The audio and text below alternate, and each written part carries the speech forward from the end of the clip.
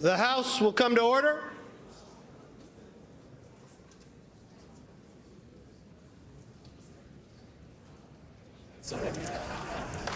Mr. Speaker, Vice President of the United States Senate.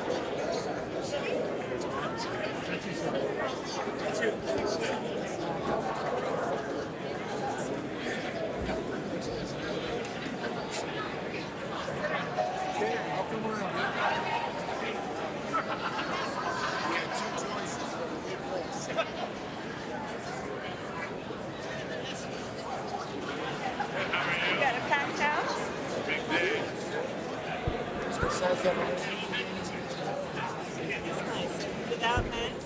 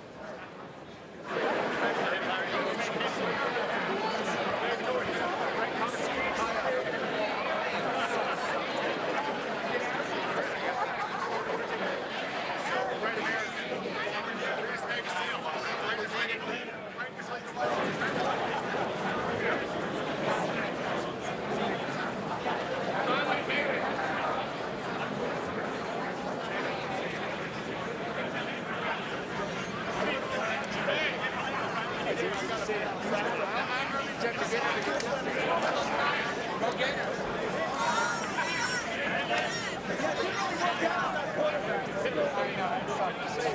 13 million?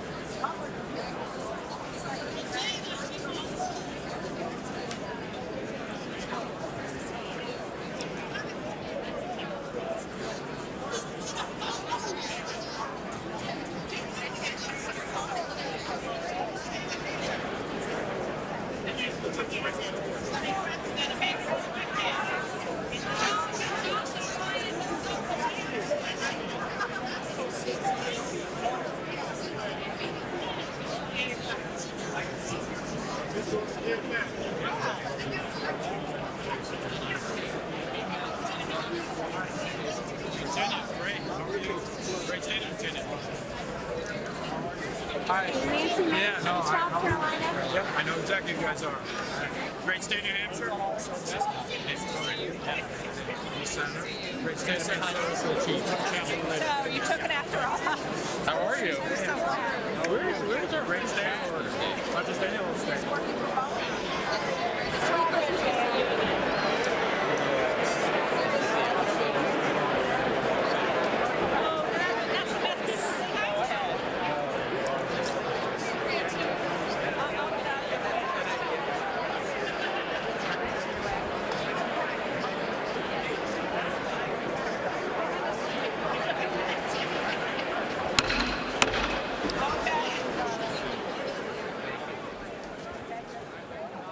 The joint session will come to order.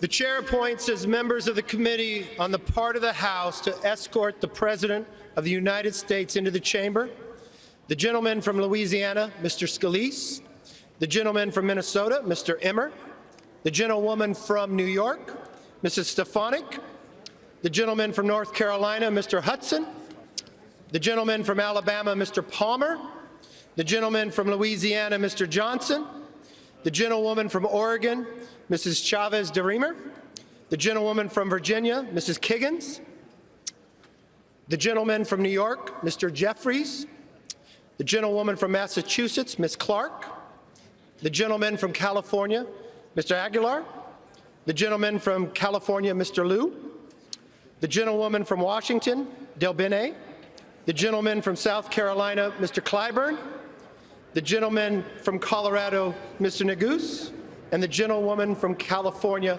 Mrs. Chu.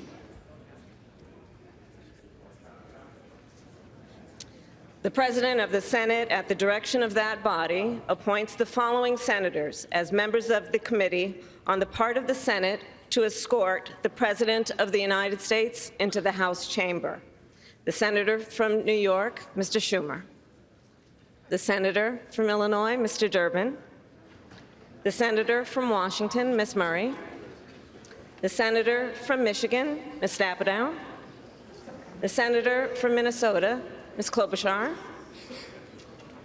the Senator from Wisconsin, Ms. Baldwin; there she is; the Senator from Kentucky, Mr. McConnell; the Senator from South Dakota, Mr. Thune; the Senator from Wyoming, Mr. Barrasso; the Senator from West Virginia, Ms. Capito; the Senator from Iowa, Ms. Ernst; the Senator from Montana, Mr. Daines.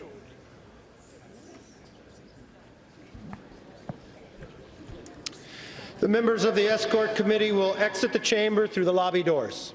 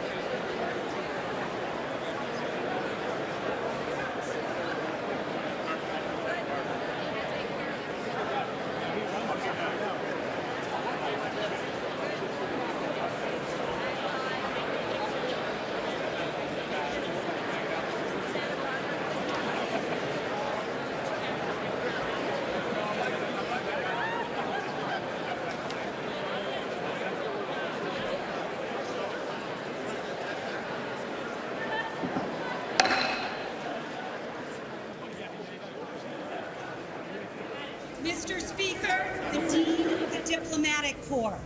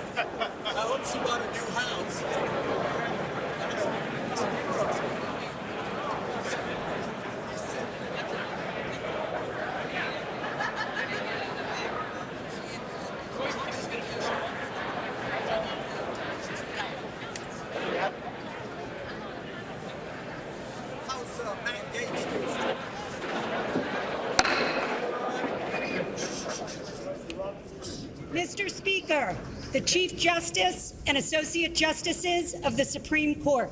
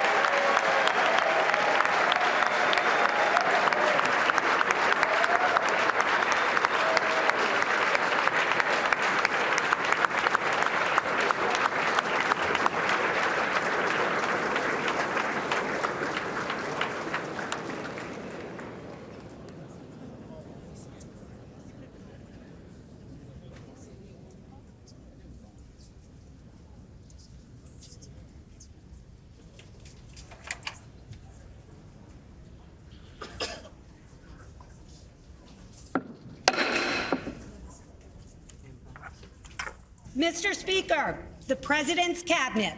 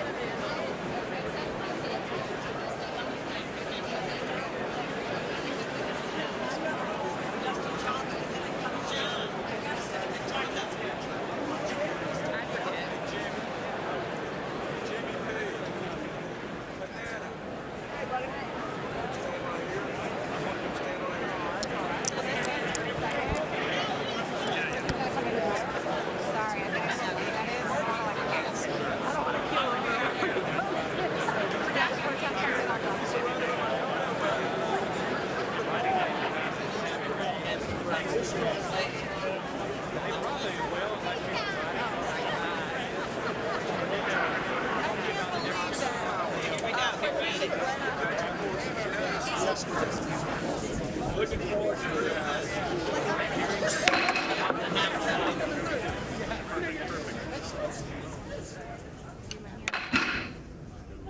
Mr. Speaker, the President of the United States.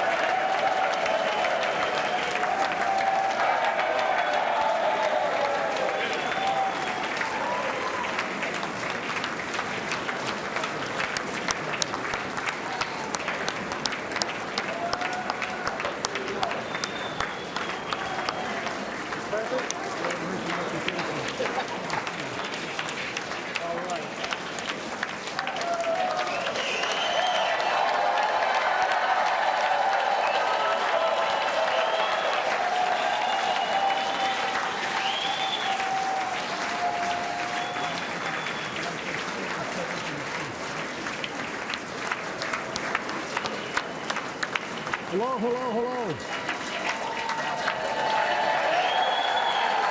Thank you.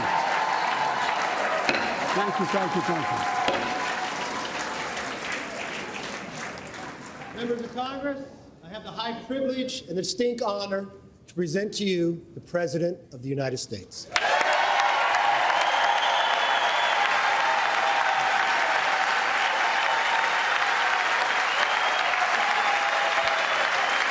Mr. Speaker. Thank you. You can smile. It's okay. Thank you. Thank you. Please.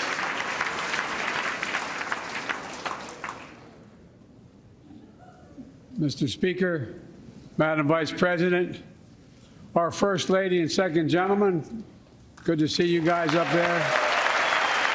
Members of Congress,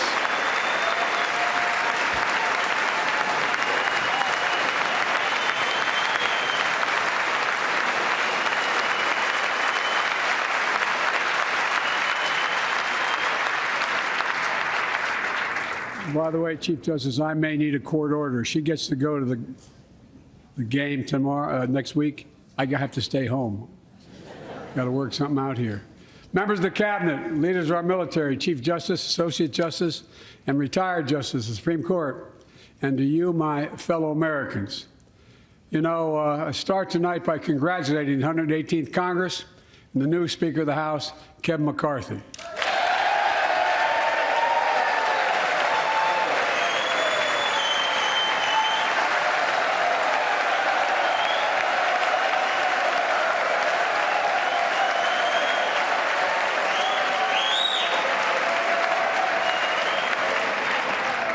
Speaker, I don't want to ruin your reputation, but I look forward to working with you. And I want to congratulate the new leader of the House Democrats, the first African-American minority leader in history, Hakeem Jeffries.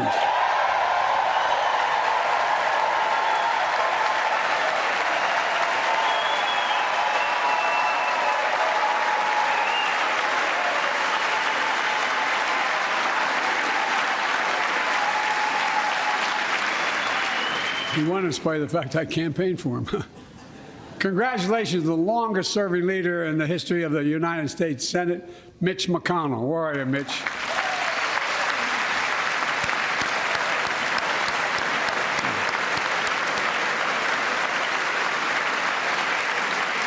And congratulations to Chuck Schumer, another term as Senate Minority Leader. I think you. Only this time you have a slightly bigger majority, Mr. Leader. You're the majority leader. About that much bigger? Yeah. Well, I tell you what. I want to give special recognition to someone who I think is going to be considered the greatest speaker in the history of the House of Representatives, Nancy Pelosi.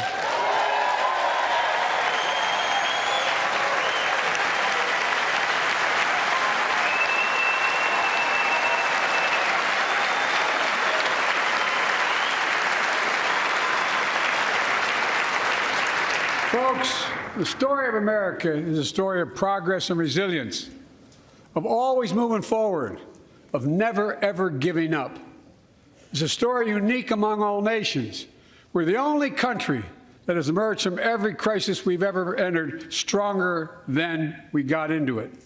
Look, folks, that's what we're doing again. 2 years ago, the economy was reeling. I stand here tonight after we've created, with the help of many people in this room, 12 million new jobs, more jobs created in 2 years than any president has created in 4 years, because of you all, because of the American people. 2 years ago,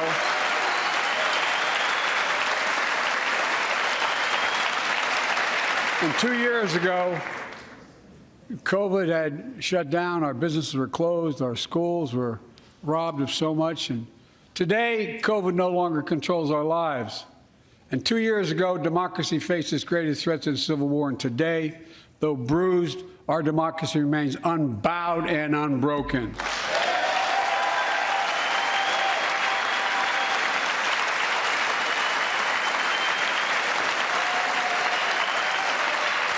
As we gather here tonight, We're writing the next chapter in the great American story, a story of progress and resilience. When world leaders ask me to define America, and they do, believe it or not, I say I can define it in one word, and I mean this: possibilities. We don't think anything is beyond our capacity. Everything is a possibility. You know, we're often told that Democrats and Republicans can't work together. But over the past 2 years, we've proved the cynics and naysayers wrong. Yes, we disagreed plenty. And yes, there were times when Democrats went alone. But time and again, Democrats and Republicans came together to defend a stronger and safer Europe. It came together to pass once-in-a-generation infrastructure law, building bridges connecting our nation and our people. We came together to pass the most significant law ever, helping victims exposed to toxic burn pits. And in fact,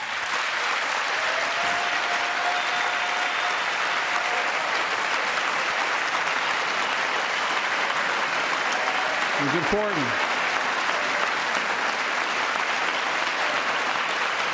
And in fact, I signed over 300 bipartisan pieces of legislation since becoming president, from reauthorizing the Violence Against Women Act, the Electoral Count Reform Act, the Respect for Marriage Act that protects the right to marry the person you love. And to my Republican friends, if we could work together the last Congress, there's no reason we can't work together and find consensus on important things in this Congress as well. I think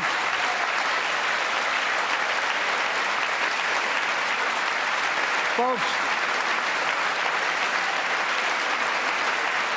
you all are as informed as I am, but I think the people sent us a clear message. Fighting for the sake of fighting, power for the sake of power, conflict for the sake of conflict gets us nowhere. That's always been my vision of our country, and I know it's many of yours. To restore the soul of this nation, to rebuild the backbone of America, America's middle class, and to unite the country. We've been sent here to finish the job, in my view. For decades, the middle class has been hollowed out in not one administration, but for a long time. Too many good-paying manufacturing jobs move overseas. Factories closed down. Once thriving cities and towns that many of you represent became shadows of what they used to be. And along the way, something else we lost: pride, our sense of self-worth. I ran for president to fundamentally change things, to make sure our economy works for everyone, so we can all feel that pride in what we do. To build an economy from the bottom up and the middle out, not from the top down. Because when the middle class does well, the poor have a ladder up, and the wealthy still do very well. We all do well.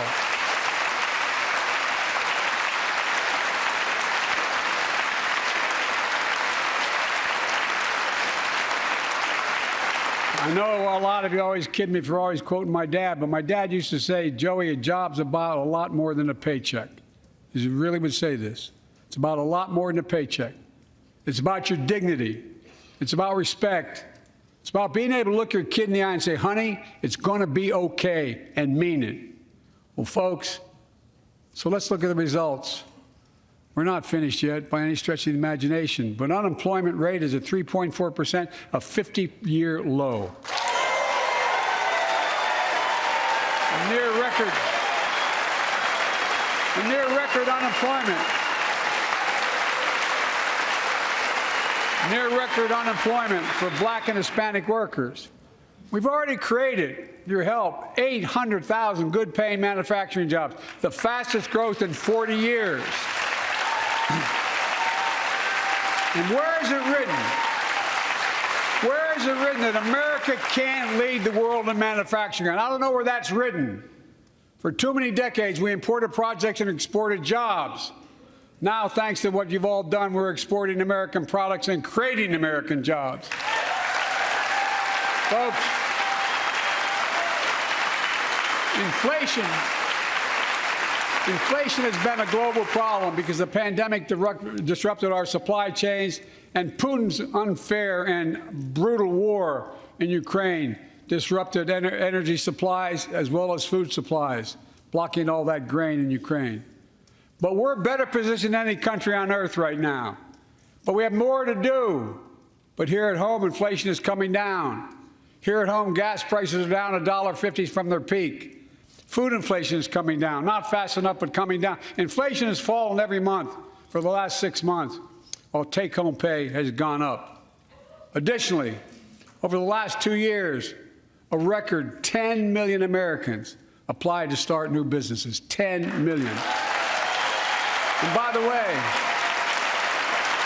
every time someone starts a small business is an act of hope.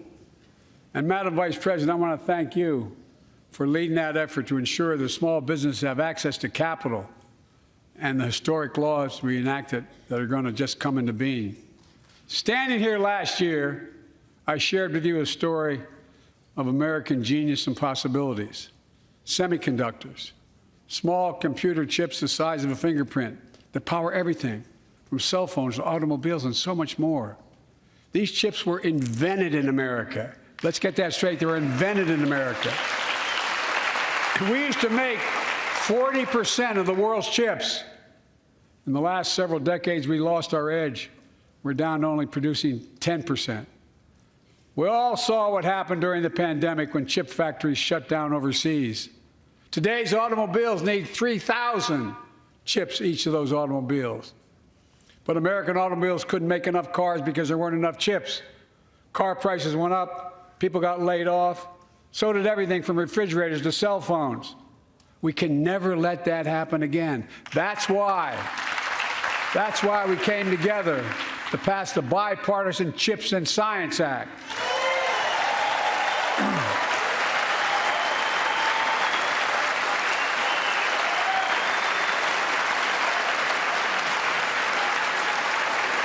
Folks,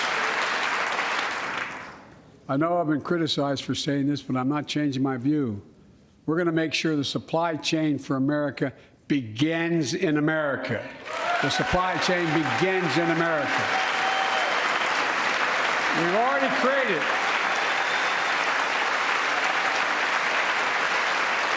created 800,000 new manufacturing jobs without this law, before the law kicks in. With this new law, we're going to create hundreds of thousands of new jobs across the country. And I mean all across the country, throughout not just the coast, but through the middle of the country as well. That's going to come from companies that have announced more than $300 billion in investment in American manufacturing over the next few years. Outside of Columbus, Ohio, Intel is building semiconductor factories on 1,000 acres, literally a field of dreams.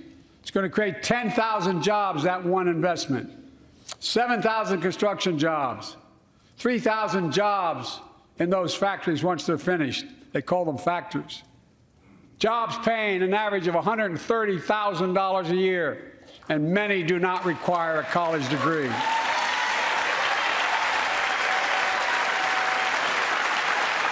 Jobs. Because we work together, these jobs where people don't have to leave home to search for opportunity. And it's just getting started. Think about the new homes, the small businesses, the medium-sized businesses. So much more that's going to be needed to support those 3,000 permanent jobs and the factories that are going to be built. Talk to mayors and governors, Democrats and Republicans, and they'll tell you what this means for their communities. We're seeing these field of dreams transform to the heartland. But to maintain the strongest economy in the world, we need the best infrastructure in the world. And folks, as you all know, we used to be #1 in the world in infrastructure. We've sunk to 13th in the world. The United States of America, 13th in the world in infrastructure, modern infrastructure. But now we're coming back because we came together and passed the bipartisan infrastructure law, the largest investment in infrastructure since President Eisenhower's interstate highway system.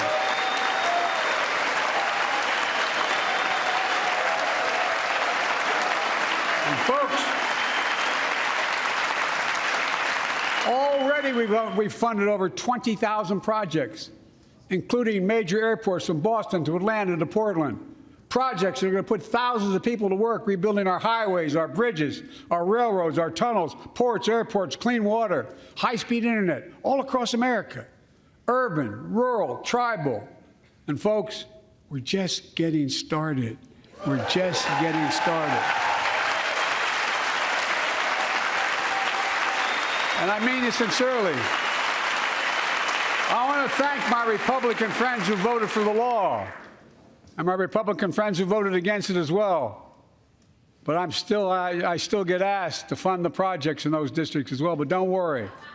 I promised I'd be a president for all Americans. We'll fund these projects. And I'll see you at the groundbreaking.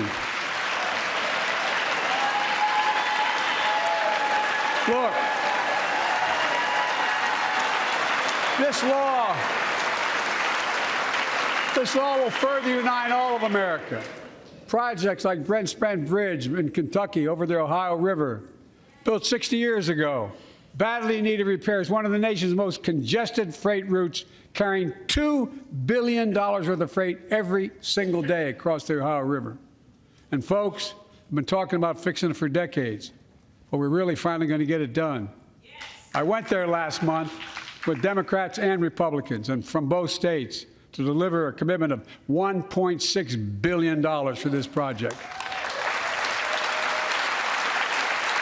And while I was there, I met a young woman named Sarah, who's here tonight. I don't know where Sarah is. Is she up in the box? I don't know. Sarah, how are you? Well, Sarah, for 30 years,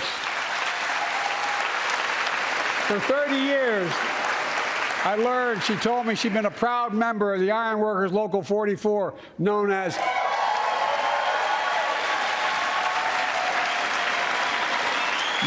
the Cowboys in the Sky. The folks who built Cincinnati's skyline. Sarah said she can't wait to be 10 stories above the Ohio River building that new bridge. God bless her. That's pride. And that's what we're also building. We're building back pride. Look, we're also replacing poisonous lead pipes that go into 10 million homes in America, 400,000 school and child care centers. So every child in America can drink the water instead of having permanent damage to their brain. Look, we're making sure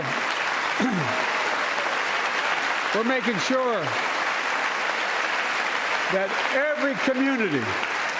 every community in America has access to affordable high-speed internet. No parent should have to drive by McDonald's parking lot to help them do their homework online with their kids, which many thousands were doing across the country. And when we do these projects, and again I get criticized for this, but I make no excuses for it, we're going to buy American. We're going to buy America. Folks,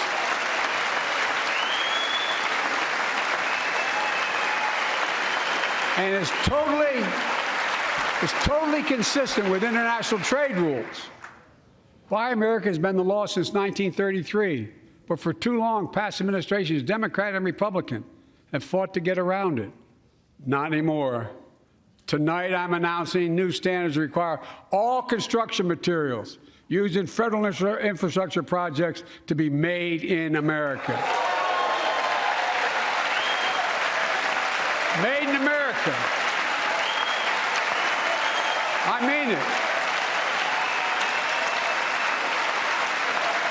Lumber, glass, drywall, fiber optic cable. And on my watch, American roads, bridges, and American highways are going to be made with American products as well. Folks, my economic plan is about investing in places and people that have been forgotten. So many of you listening to me tonight, I know you feel it. So many of you felt like you've just simply been forgotten. Amid the economic upheaval of the past 4 decades, too many people have been left behind and treated like they're invisible.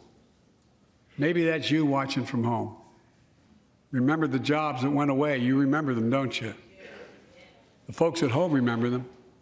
You wonder whether the path even exists anymore for your children to get ahead without having to move away. Well, that's why I get that. That's why we're building an economy where no one's left behind. Jobs are coming back. Pride is coming back because choices we made in the last several years. You know, this is, in my view, a blue-collar blueprint to rebuild America and make a real difference in your lives at home. For example, too many of you lay in bed at night like my dad did, staring at the ceiling, wondering what in God's name happens if your spouse gets cancer, or your child gets deadly ill, or something happens to you. What are you going to have? You get money to pay for those medical bills? Or are you going to have to sell the house or try to get a second mortgage on it? I get it. I get it. With the Inflation Reduction Act that I signed into law, we're taking on powerful interests to bring health care costs down so you can sleep better at night with more security. You know, we pay more for prescription drugs than any nation in the world. Let me say it again. We pay more for prescription drugs than any major nation on earth. For example, 1 in 10 Americans has diabetes. Many of you in this chamber do, and in the audience. But every day, millions need insulin to control their diabetes so they can literally stay alive. Insulin's been around for over 100 years. The guy who invented it didn't even patent it because he wanted it to be available for everyone. It cost the drug companies roughly $10 a vial to make that insulin. Packaging it all, you may get up to $13. But Big Pharma has been unfairly charging people hundreds of dollars, $400 to $500 a month, making record profits. Not anymore. Not anymore.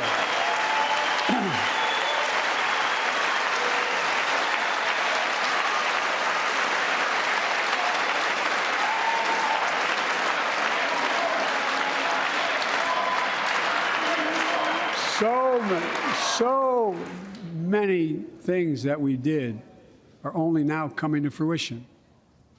We said we were doing this, and we said we passed the law to do it, but people didn't know because the law didn't take effect until January 1 of this year. We capped the cost of insulin at $35 a month for seniors on Medicare. People are just finding out. I'm sure you're getting the same calls I'm getting. Look, there are millions of other Americans who do not or are not on Medicare, including 200,000 young people with type 1 diabetes who need this insulin to stay alive. Let's finish the job this time. Let's cap the cost of insulin for everybody at $35.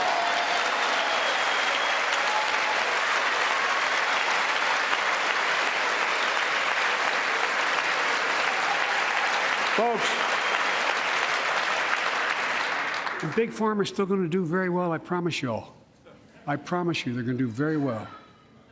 This law also caps and won't even go into effect until 2025. It costs out-of-pocket drug costs for seniors on Medicare at a maximum of $2,000 a year. You don't have to pay more than $2,000 a year, no matter how much your drug costs are. Because you know why? You all know it. Many of you, like many in my family, have cancer.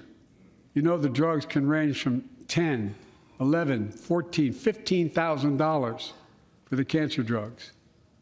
And if drug prices rise faster than inflation, drug companies are going to have to pay Medicare back the difference. And we're finally giving Medicare the power to negotiate drug prices. Bringing down prescription drug costs doesn't just save seniors money, it cuts the federal deficit by billions of dollars, by hundreds of billions of dollars, because these prescription drugs are drugs purchased by Medicare to keep their commitment to the seniors.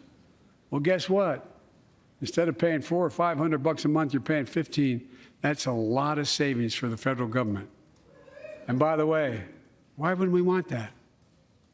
Now, some members here are threatening, and I know it's not an official party position, so I'm going to exaggerate, but threatening to repeal the Inflation Reduction Act. As my coach That's okay. That's fair. As my football coach used to say, lots of luck in your senior year. Make no mistake, if you try anything to raise the cost of producing jobs, I will veto it. Look, I'm pleased to say that more Americans have health insurance now than ever in history. A record 16 million people are enrolled in the Affordable Care Act. And thanks to the law I signed last year, saving millions are saving $800 a year on their premiums. And by the way, that law was written and the benefit expires in 2025. So my plea to some of you, at least in this audience, let's finish the job and make these savings permanent. Expand coverage of Medicaid.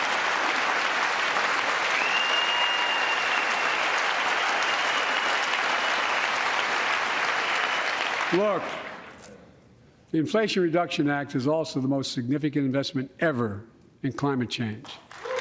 Ever. Lowering utility bills, creating American jobs, leading the world to a clean energy future. I visited the devastating aftermath of record floods, droughts, storms, and wildfires from Arizona to Mexico to all the way up to the Canadian border.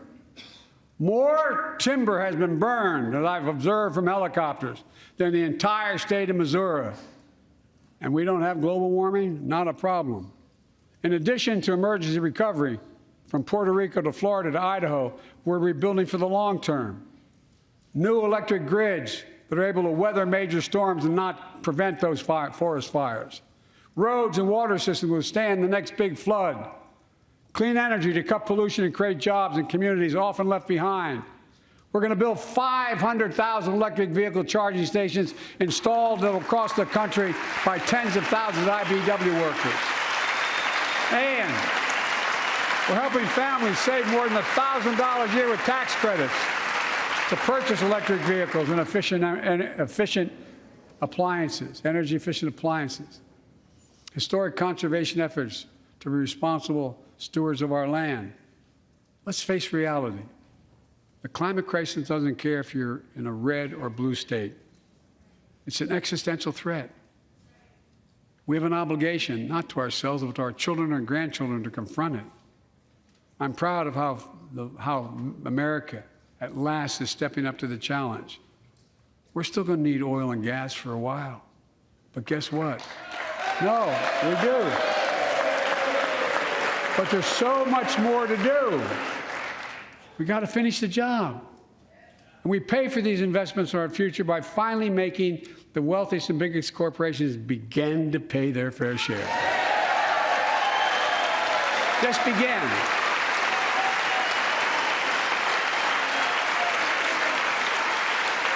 Look, I'm a capitalist. I'm a capitalist, but pay your fair share. I think a lot of you at home agree with me and many people that you know. The tax system is not fair. It is not fair.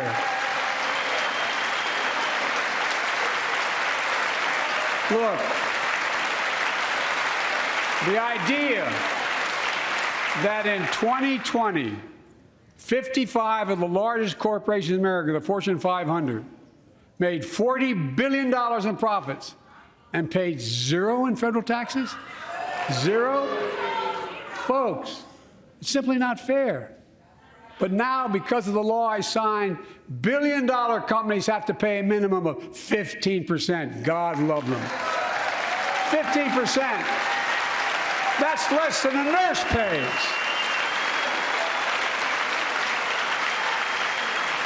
And let me be crystal clear. I said at the very beginning, under my plans, as long as I'm president, nobody earning less than $400,000 will pay an additional penny in taxes. Nobody, not one penny. But let's finish the job. There's more to do. We have to reward work, not just wealth. Pass my proposal for the billionaire minimum tax. You know, there's 1,000 billionaires in America. It's up from about 600 in the beginning of the term. But no billionaire should be paying a lower tax rate than a school teacher or firefighter. I mean it. Think about it.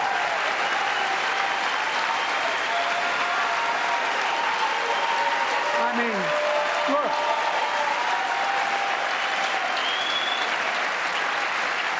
I know you aren't enthusiastic about that, but think about it. Think about it.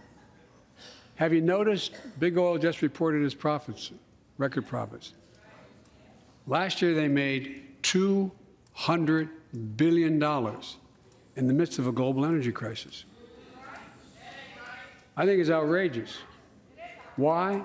They invested too little of that profit to increase domestic production. And when I talk to a couple of them, they say, we're afraid you're going to shut down all the oil wells and all the oil refineries anyway, so why should we invest in them? I said, we're going to need oil for at least another decade, and that's going to exceed and beyond that. We're going to need it. Production.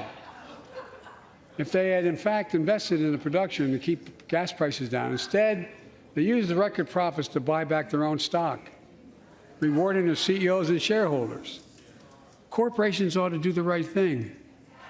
That's why I propose we quadruple the tax on corporate stock buybacks and encourage long-term investments. They'll still make considerable profit.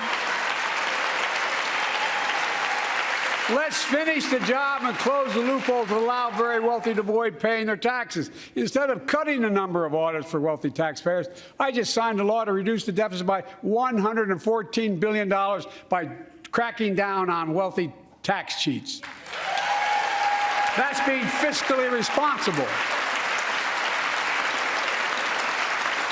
In the last 2 years, my administration has cut the deficit by more than $1.7 trillion, the largest deficit reduction in American history. Under the previous administration, the American deficit went up 4 years in a row. Because those record deficits, no president added more to the national debt in any 4 years than my predecessor. Nearly 25% of the entire national debt that took over 200 years to accumulate was added by just one administration alone, the last one. They're the facts. Check it out. Check it out. How did Congress respond to that debt? They did the right thing. They lifted the debt ceiling 3 times without preconditions or crisis. They paid American bills to prevent an economic disaster in the country. So tonight I'm asking the Congress to follow suit. Let's commit here tonight to the full faith and credit of the United States of America will never, ever be questioned.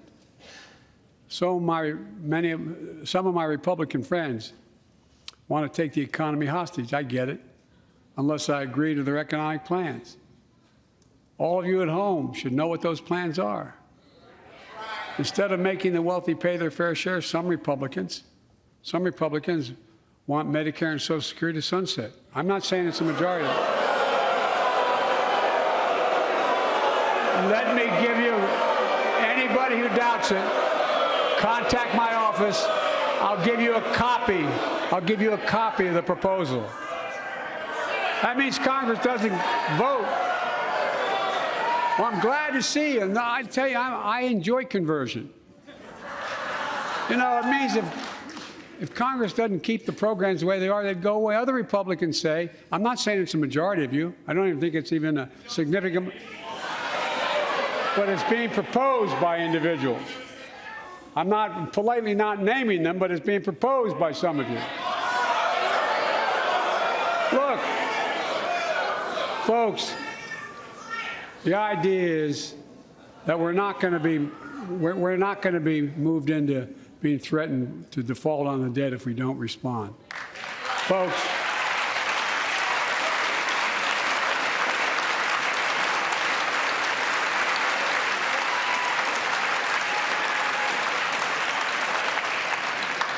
Folks, as we all apparently agree, Social Security and Medicare is off the books now, right? They're not to be spent.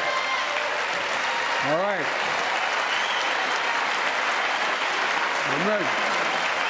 We got unanimity.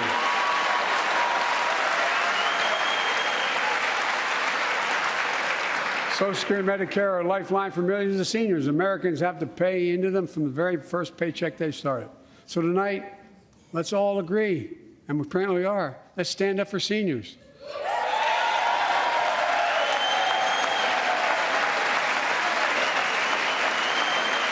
Stand up and show them. We will not cut Social Security. We will not cut Medicare.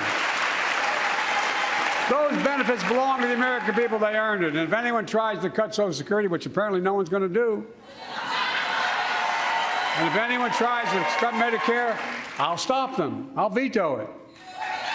And look, I'm not going to allow them to be taken away. Not today, not tomorrow, not ever. But apparently it's not going to be a problem. Next month, when I offer my fiscal plan, I ask my Republican friends to lay down their plan as well. I really mean it. Let's sit down together and discuss our mutual plans together. Let's do that.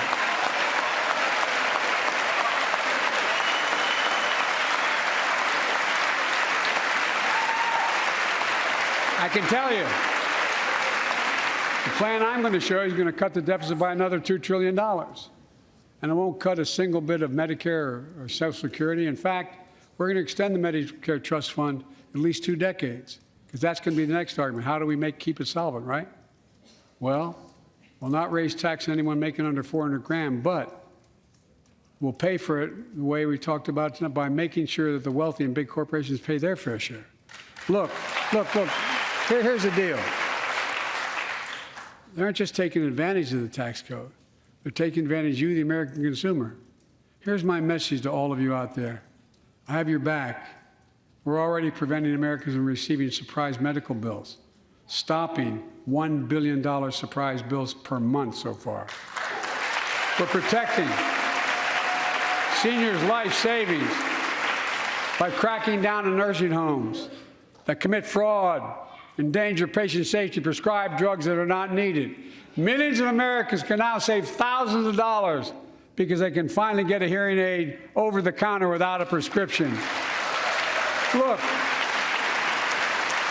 capitalism without competition is not capitalism. It's extortion. It's exploitation. Last year, I cracked down with the help of many of you on foreign shipping companies that were making you pay higher prices for every good coming into the country.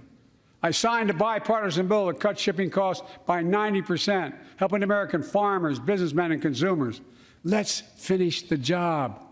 Pass the bipartisan legislation to strengthen antitrust enforcement and prevent big online platforms from giving their own products an unfair advantage.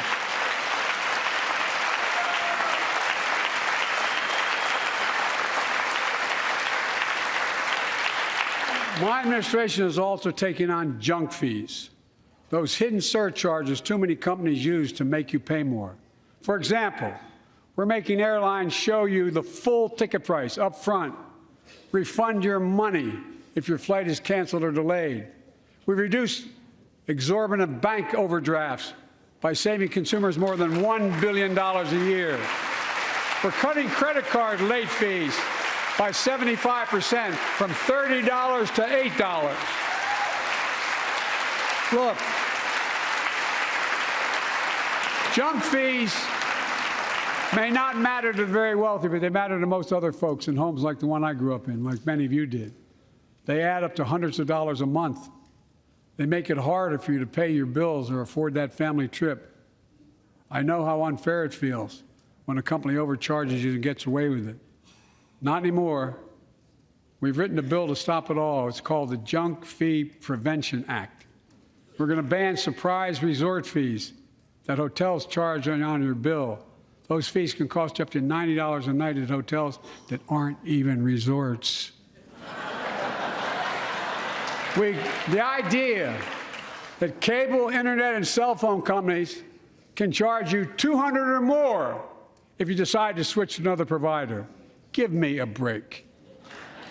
We can stop service fees on tickets to concerts and sporting events and make companies disclose all the fees up front. And we'll prohibit airlines from charging $50 round trip for a family just to be able to sit together. Baggage fees are bad enough. Airlines can't treat your child like a piece of baggage. Americans are tired of being. We're tired of being played for suckers. So pass the Junk-Free Prevention Act so companies stop ripping us off. For too long, workers have been getting stiffed, but not anymore. We're beginning to restore the dignity of work.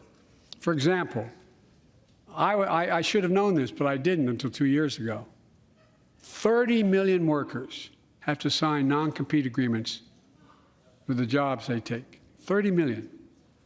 So a cashier at a burger place can't walk across town and take the same job at another burger place and make a few bucks more. It just changed. But they just changed it because we exposed it. That was part of the deal, guys. Look it up. But not anymore. We're banning those agreements so companies have to compete for workers and pay them what they're worth.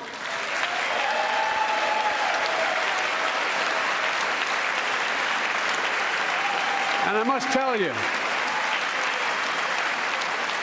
this is bound to get a response from my friends on my left but the right. I'm so sick and tired of companies breaking the law by preventing workers from organizing. Pass the PRO Act, because business have a right, workers have a right to form a union. And let's guarantee all workers have a living wage. Let's make sure working parents can afford to raise a family with sick days, paid family medical leave, affordable child care. That's going to enable millions of more people to go and stay at work. And let's restore the full child tax credit, which gave tens of millions of parents some breathing room and cut child poverty in half to the lowest level in history. And by the way, when we do all these things, we increase productivity. We increase economic growth. So let's finish the job and get more families access to affordable, quality housing. Let's get seniors who want to stay in their homes the care they need to do so. Let's give more breathing room to millions of family caregivers looking after their loved ones. Pass my plan so we get seniors and people with disabilities the home care and services they need. And support the workers who are doing God's work. These plans are fully paid for, and we can afford to do them. Restoring the dignity of work means making education an affordable ticket to the middle class. You know, when we made public education, 12 years of it, universal in the last century, we made the best educated, best paid, we became the best educated, best paid nation in the world. But the rest of the world's caught up. It's caught up. Jill, my wife, who teaches full time, has an expression. I hope I get it right, kid. Any nation that out-educates us is going to out-compete us. Any nation that out-educates is going to out-compete us. Folks, we all know 12 years of education is not enough to win the economic competition of the 21st century. We want to have the best educated workforce. Let's finish the job by providing access to preschool for 3 and 4 years old. Studies show that children who go to preschool are nearly 50% more likely to finish high school and go on to earn a 2- or 4-year degree, no matter their background they came from. Let's give public school teachers a raise.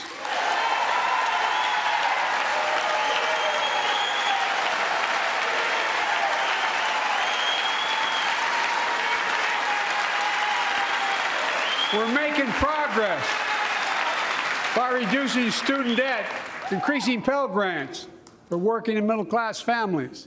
Let's finish the job and connect students to career opportunities starting in high school.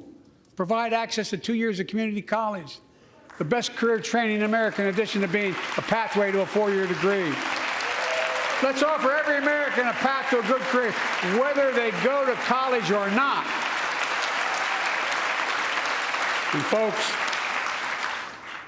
folks, in the midst of the COVID crisis, when schools were closed and we were shutting down everything, let's recognize how far we came in the fight against the pandemic itself. While the virus is not gone, thanks to the resilience of the American people and the ingenuity of medicine, we've broken the COVID grip on us. COVID deaths are down by 90%. We've saved millions of lives and opened up our country, we opened our country back up, and soon we'll end the public health emergency. But that's called a public health emergency. But we'll remember the toll and pain that's never going to go away. More than 1 million Americans lost their lives to COVID. 1 million. Families grieving, children orphaned, empty chairs at the dining room table constantly reminding you that she used to sit there. Remembering them, we remain vigilant. We still need to monitor dozens of variants and support new vaccines and treatments. So Congress needs to fund these efforts and keep America safe. And as we emerge from this crisis stronger, we're also got to double down on prosecuting criminals who stole relief money meant to keep workers and small businesses afloat.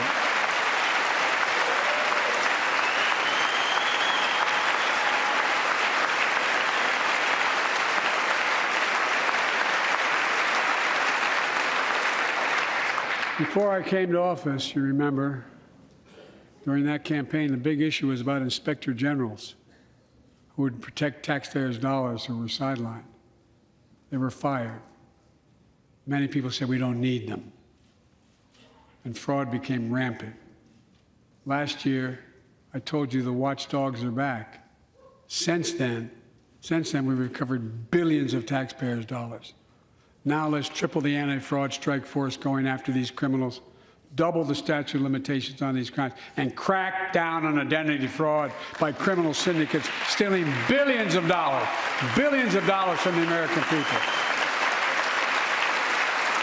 And the data shows that for every dollar we put into fighting fraud, the taxpayers get back at least 10 times as much. It matters. It matters. Look, COVID left its scars, like the spike in violent crime in 2020, the first year of the pandemic. We have an obligation to make sure all people are safe. Public safety depends on public trust, as all of us know. But too often that trust is violated. Joining us tonight are the parents of Tyree Nichols. Welcome.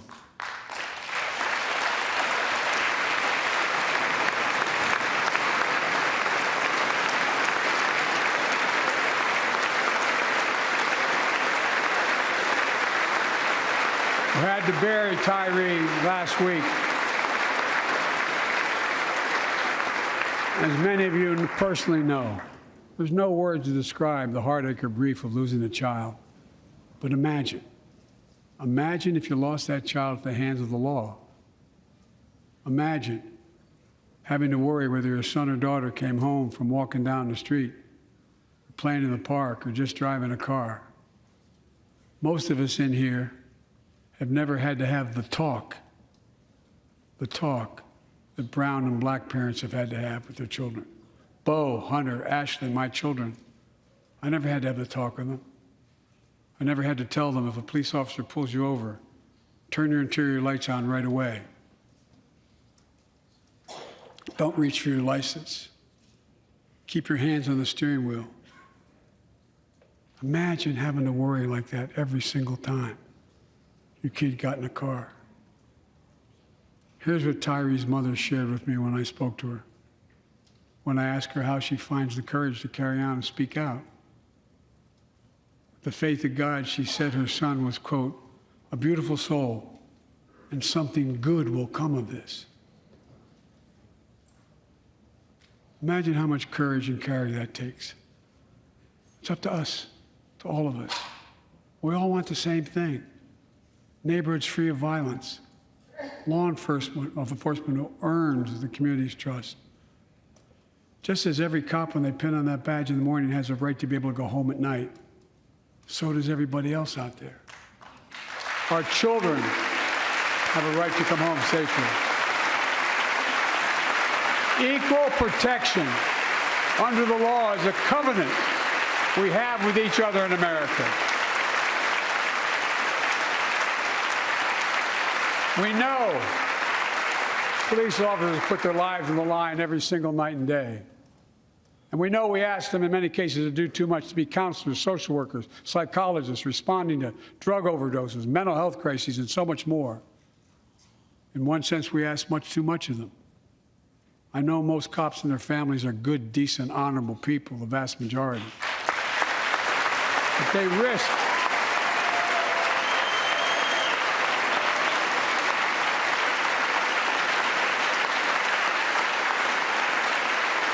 risk their lives every time they put that shield on. But what happened to Tyree in Memphis happens too often. We have to do better. Give law enforcement the real training they need. Hold them to higher standards. Help them succeed in keeping us safe. We also need more first responders and professionals to address the growing mental health, substance abuse challenges. More resources to reduce violent crime and gun crime. More community intervention programs. More investment in housing, education, and job training. All this can help prevent violence in the first place. And when police officers or police departments violate the public trust, they must be held accountable. With the support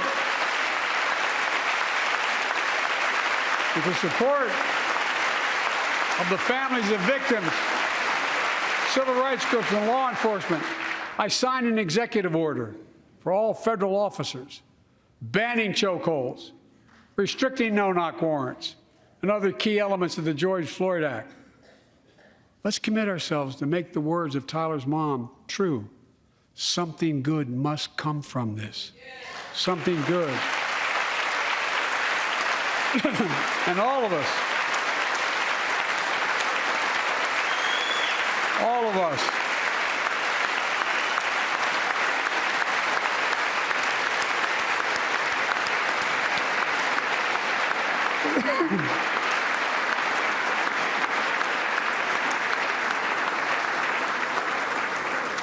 folks, it's difficult, but it's simple. All of us in this chamber, we need to rise to this moment. We can't turn away. Let's do what we know in our hearts that we need to do. Let's come together to finish the job on police reform. Do something. Do something. That was the plea of parents who lost their children in Uvalde. I met with every one of them. Do something about gun violence. Thank God. Thank God we did. Passing the most sweeping gun safety law in 3 decades. That includes things like that the majority of responsible gun owners already support. Enhanced background checks for 18 to 21 years old. Red flag laws, keeping guns out of the hands of people who are a danger to themselves and others. But we know our work is not done. Joining us tonight is Brandon Say, a 26-year-old hero. Brandon put his college dreams on hold to be at his mom's side. His mom's side when she was dying from cancer. And Brandon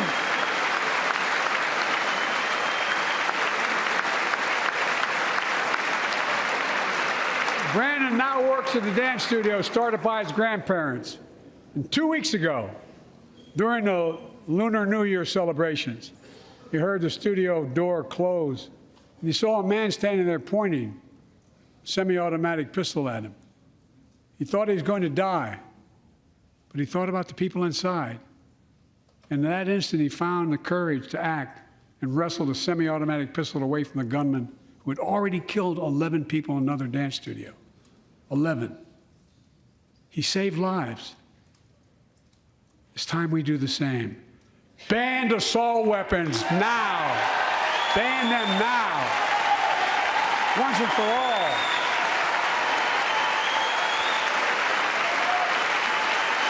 I led the fight to do that in 1994. And in 10 years, that ban was law and mass shootings went down. After we let it expire in the Republican administration, mass shootings tripled. Let's finish the job and ban these assault weapons. And let's also come together on immigration. Make it a bipartisan issue once again.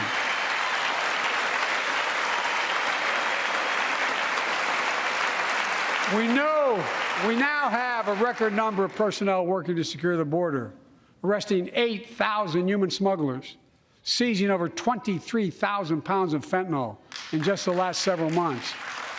We've launched a new border plan last month.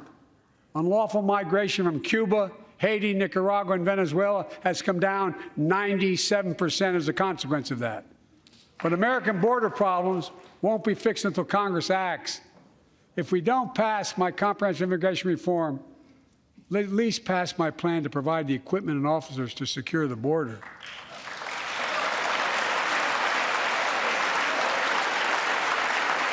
And a pathway to citizenship for dreamers, those on temporary status, farm workers, essential workers.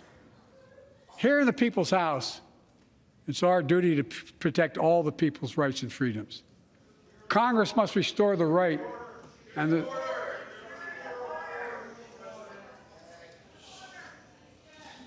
Congress must restore the right that was taken away in Roe v. Wade and protect Roe v. Wade.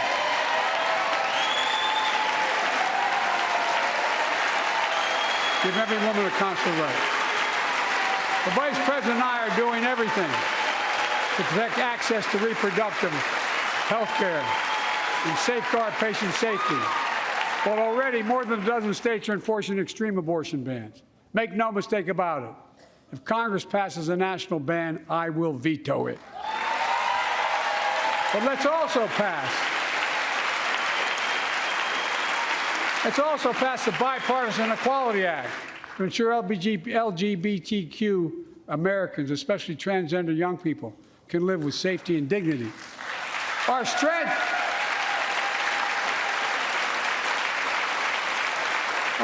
is not just the example of our power, but the power of our example. Let's remember the world's watching. I spoke in this chamber 1 year ago, just days after Vladimir Putin unleashed his brutal attack against Ukraine. A murderous assault, evoking images of death and destruction Europe suffered in World War II. Putin's invasion has been a test for the ages, a test for America, a test for the world. Would we stand for the most basic of principles? Would we stand for sovereignty? Would we stand for the right of people to live free of tyranny? Would we stand for the defense of democracy? For such defense matters to us because it keeps peace and prevents open season on would-be aggressors and threatens our prosperity. 1 year later, we know the answer. Yes, we would, and we did.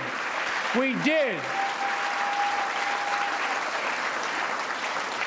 And together, we did what America always does at our best. We led. We united NATO. We built a global coalition. We stood against Putin's aggression. We stood with the Ukrainian people. Tonight, we're once again joined by Ukrainian's ambassador to the United States. She represents not just her nation, but the courage of her people. Our ambassador is here, united. We're united in our support of your country. Will you stand so we can all take a look at you? Thank you.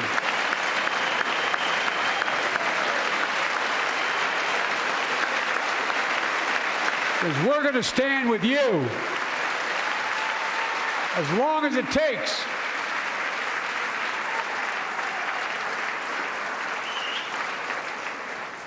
Our nation is working for more freedom, more dignity, more peace, not just in Europe, but everywhere.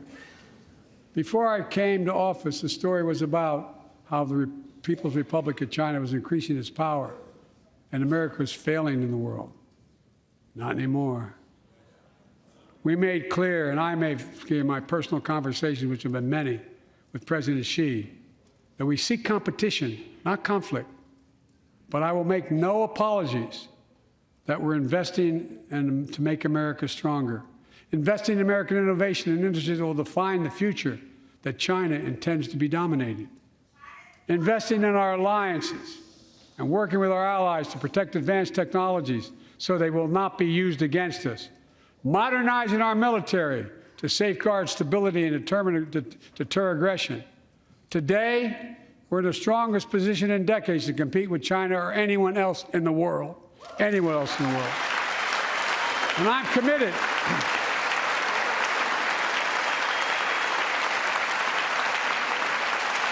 I'm committed to work with China where we can advance American interests and benefit the world. But make no mistake about it. As we made clear last week, if China threatens our sovereignty, we will act to protect our country, and we did.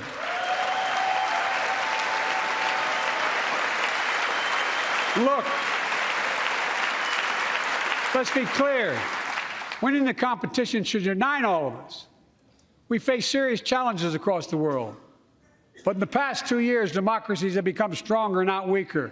Autocracies have grown weaker, not stronger. Name me a world leader who changed places with Xi Jinping. Name me one. Name me one.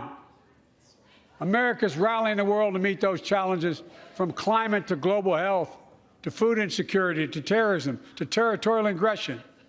Allies are stepping up, spending more, and doing more. Look,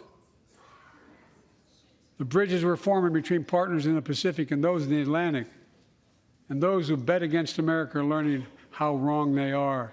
It's never, ever been a good bet to bet against America. Never.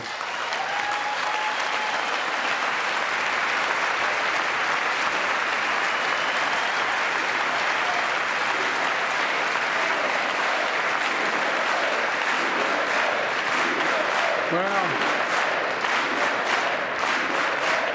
when I came to office, most assured that bipartisanship assumed was impossible, but never believed it. That's why a year ago I offered a unity agenda to the nation as I stood here. We made real progress together. We passed a law making it easy for doctors to prescribe effective treatments for opioid addiction. We passed the gun safety law, making historic investments in mental health. We launched the ARPA-H drive for breakthrough in the fights against cancer, Alzheimer's, and diabetes, and so much more. We passed the Heath Robinson PACT Act, named after the late Iraq War veteran whose story about exposure to toxic burn kits I shared here last year.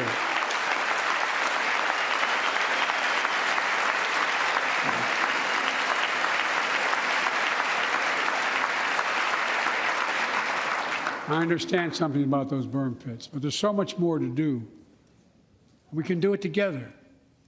Joining us tonight is a father named Doug from Newton, New Hampshire. He wrote Jill, my wife, a letter, and me as well, about his courageous daughter, Courtney. A contagious laugh, his sister's best friend, her sister's best friend. He shared a story all too familiar to millions of Americans and many of you in the audience. Courtney discovered pills in high school.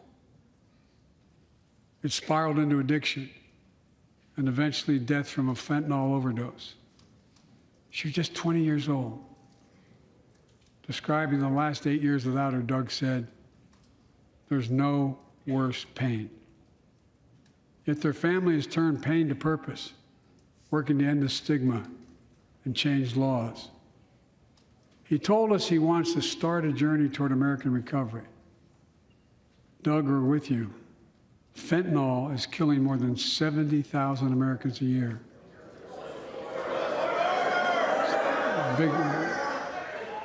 You got it.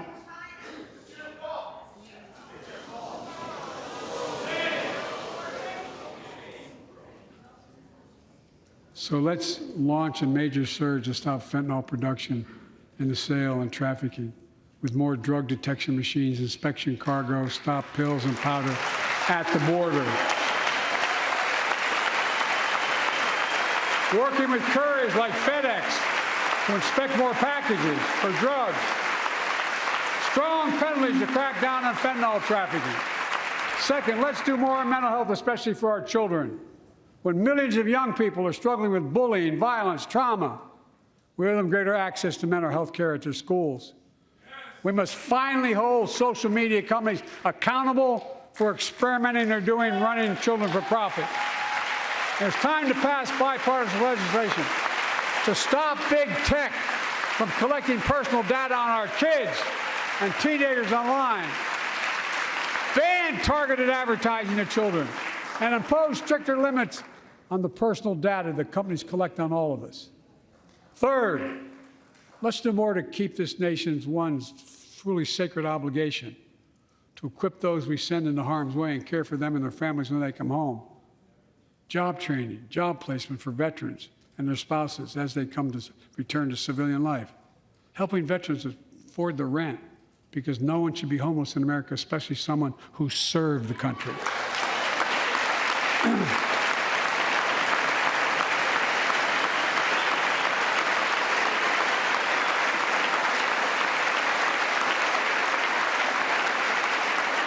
Dennis McDonough is here, of the VA. We had a first real discussion when I asked him to take the job.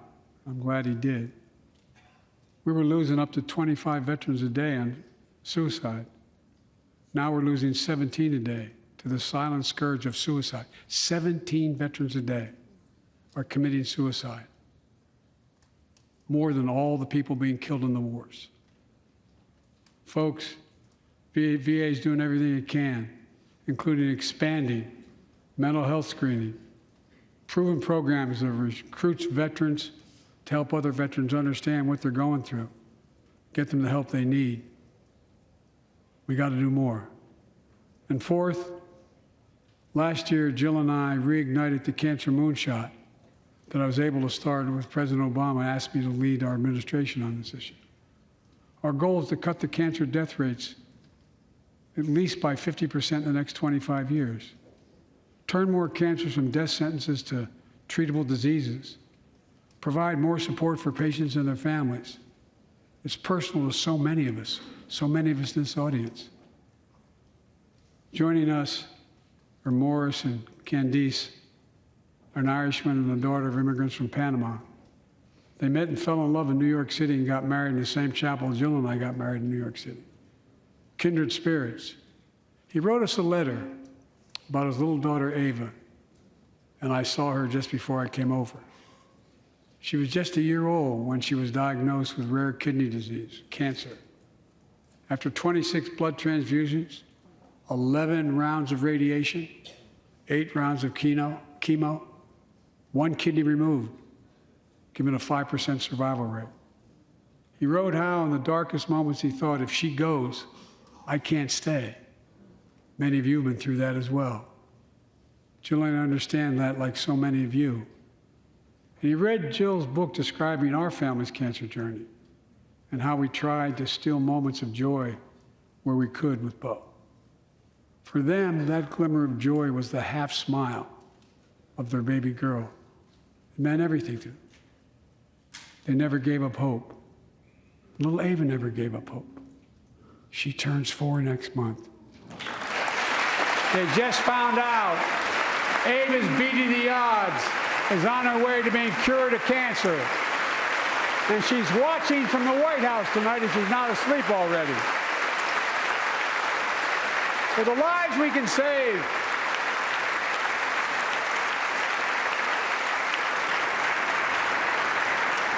and the lives we've lost, let this be a truly American moment that rallies the country and the world together and proves that we can still do big things. 20 years ago, under the leadership of President Bush and countless advocates and champions, he undertook a bipartisan effort through PEPFAR to transform the global fight against HIV/AIDS. It's been a huge success. He thought big. He thought large. He moved. I believe we can do the same thing with cancer.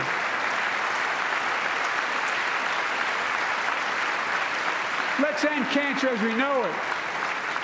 Cure some cancers once and for all.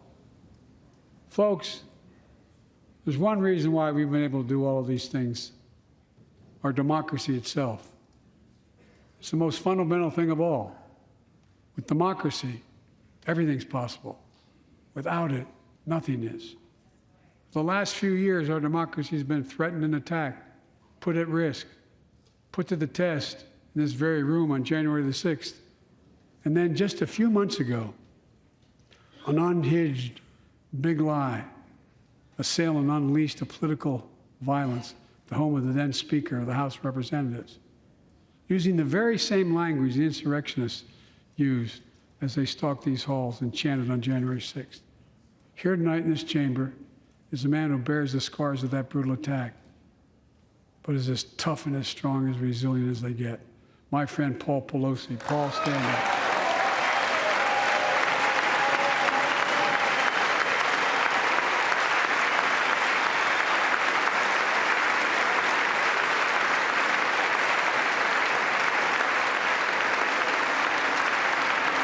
But such a heinous act should have never happened. We must all speak out. There's no place for political violence in America. We have to protect the right to vote, not suppress the fundamental right. Honor the results of our elections, not subvert the will of the people. We have to uphold the rule of law and restore trust in our institutions of democracy. And we must give hate and extremism in any form no safe harbor.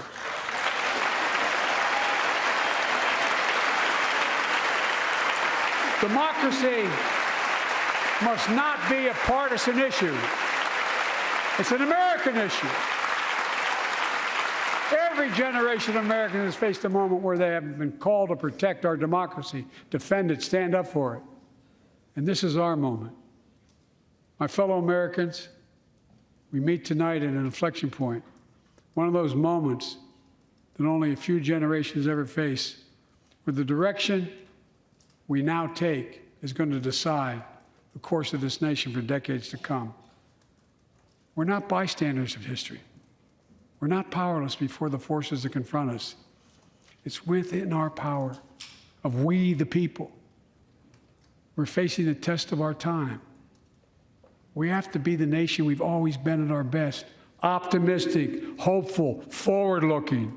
A nation that embraces light over dark, hope over fear, unity over division, stability over chaos. We have to see each other not as enemies, but as fellow Americans. We're good people. The only nation in the world built on an idea, the only one.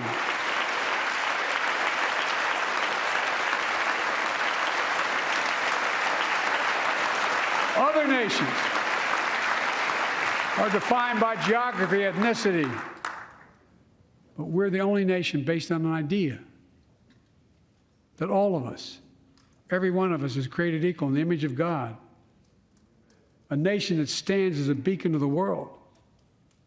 A nation in a new age of possibilities.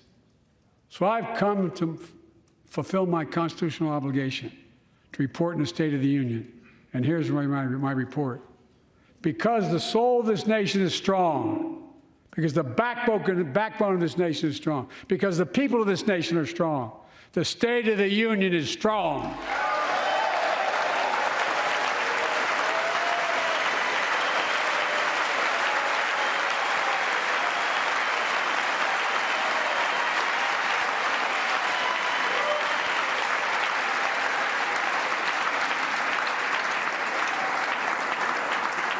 I'm not new to this place. I stand here tonight having served as long as about any one of you have ever served here. But I've never been more optimistic about our future, about the future of America. We just have to remember who we are. We're the United States of America, and there's nothing beyond our capacity if we do it together. God bless you all, and may God protect our troops. Thank you.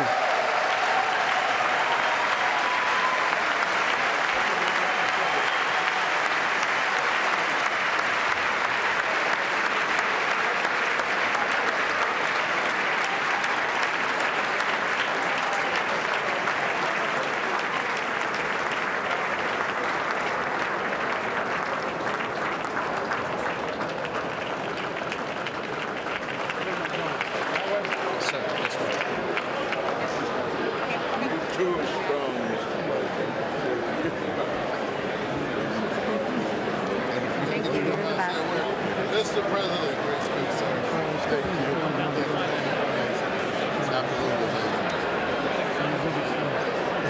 I know the guy took care of my son, Bo.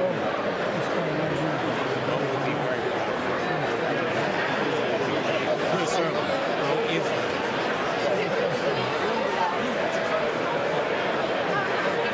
Hey, Big John. Good job, Mr. President. Told you I'll pay 4-year against him. Ever help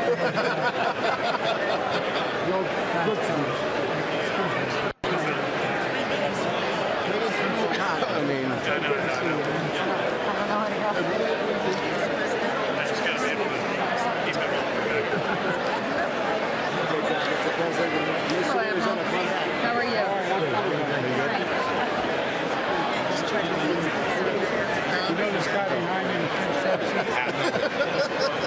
Thank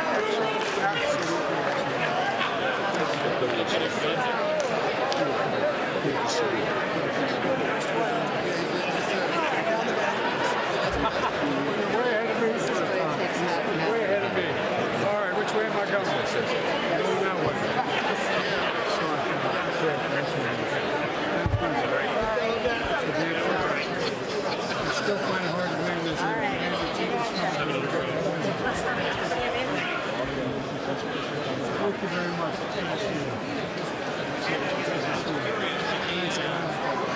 Aren't those stars heavy?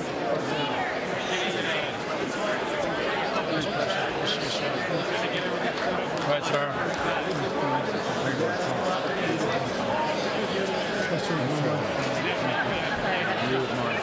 How are you? Good job tonight. Bob, I got to talk to you about Cuba. Okay. I'm serious. Good job. Spaceman. Well, I know that. I tell you, he's going to have to take some of that grass off to get to space. It's too heavy.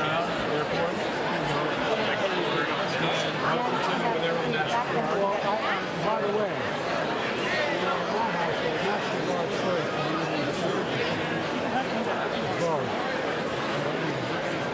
Mr. President, that was awesome! Thank you.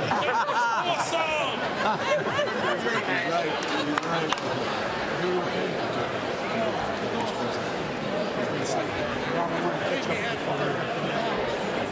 Wonderful speech. Hey, man. Hey, I'm from Detroit. I know you're from Motor Detroit. City guy. I'll tell you what, Yeah. you're the best mayor of America. Thank you. I remember sitting there and the president turning to me, swear to God, true story. We're sitting there, we've met every single day, the president and I, Obama. Yeah. And he said, Joe, turned to me and said, Joe, I want you to fix Detroit. I said, oh, no problem. That was literally the word, fix Yeah. Detroit. Thank you. Yeah. That was a great speech. Great speech. It was a wonderful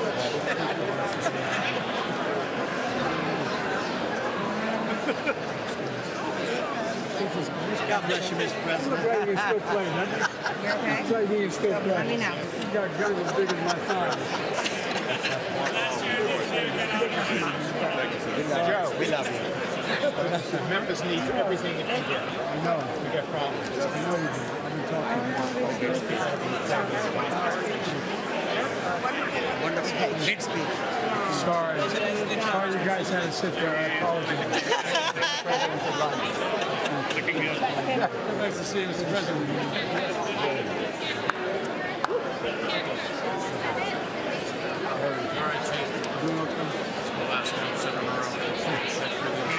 Do you remember, I told a story. Corner. I told a story. President Reagan didn't see how he wasn't. He said, who do you want? Supreme Court. I said, well, mine's not to choose, just to dispose. You propose, we dispose. He said, read off the list of names. He read the foremost conservative justices in America. And he said, who are you freedom? It's a true story. And I said, well, you're for him. I said, no, I don't know what you're for. And I think this story is very good. And he said, you're for him. Check yourself. I tell you how it's like. It's how it's telling. And all of a sudden, he goes, you got a new Joe? And I looked out of my ticket and I said, I'm really busy. He said, come with me. And he walked over to the door of the private dining room. And he opened the door and he says, Judge for you. Yeah, it's fair. I said he didn't miss a step. Oh, yeah, no, he had a great sense of humor. He had a great sense of humor. Really good too. You confirmed me in the circuit. Why not?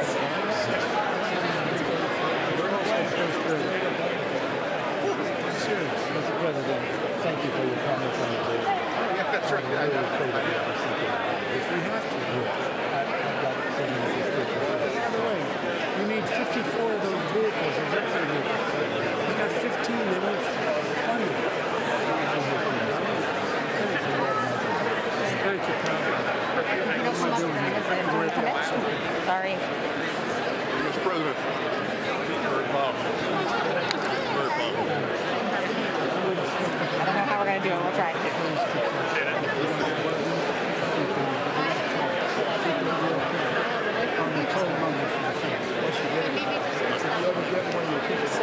My mother said left hand closest to the heart. Bless you. Bless you. Thank you so much. Good. You enjoyed Singapore? Yeah. I'm very pleased. Yep. She just said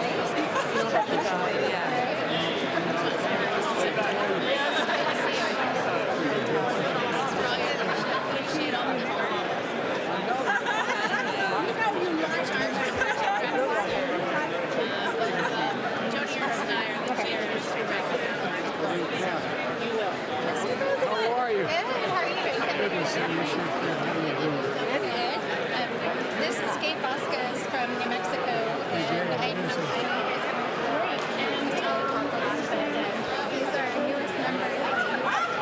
Yes, of course.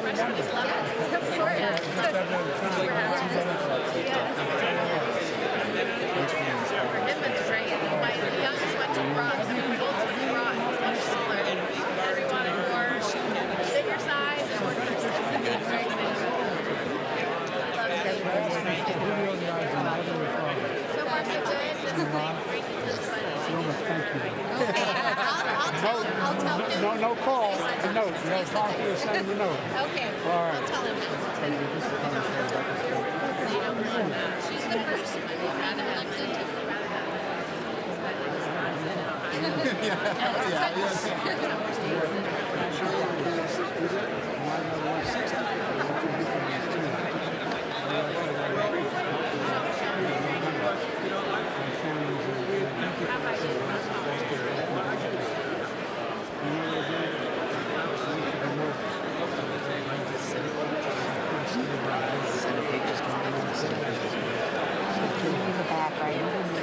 Looking for me.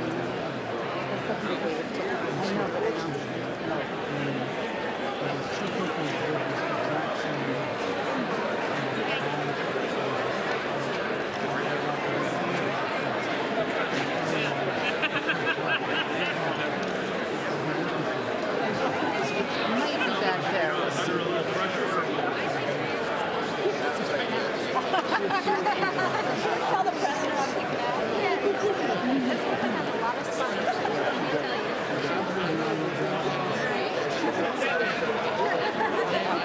Anyway, I know I'm holding everybody up. Thank you, Mr. Good to see you.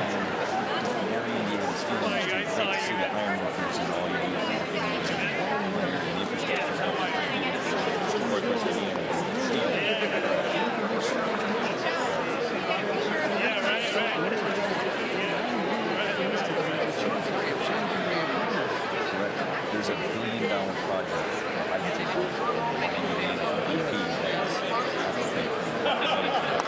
it's transformation. And by the way, just don't tell the guy from West Virginia. I've got one too. I understand. There's 10. There's 10. It's a pleasure always. You too, sir. Thank you. Wonderful. Good to see you. By the way, every time I see this guy, I wonder who his haberdasher is. I want to know where he gets his suits.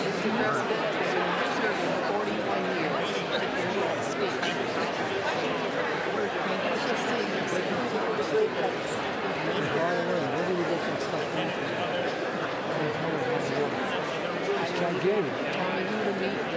I will do it. Jennifer Granholm is not there. I certainly made my service. You get it out of it. How are you? You made us. Well, thank you. We're getting our picture taken. Oh. We got a first-rate photographer. This is my housemate, Brittany Pedersen. Oh, is that right? Freshman, yes, we live together. All right. Yeah. Thank you for your what you talked about around the COVID epidemic, and you made us all so proud. You did a fantastic Well, job. you're trying to say that. I was worried it was just too long. Thank you. Thank you for talking about cancer. Working with your little child, cancer survivors. We really can do so much of a focus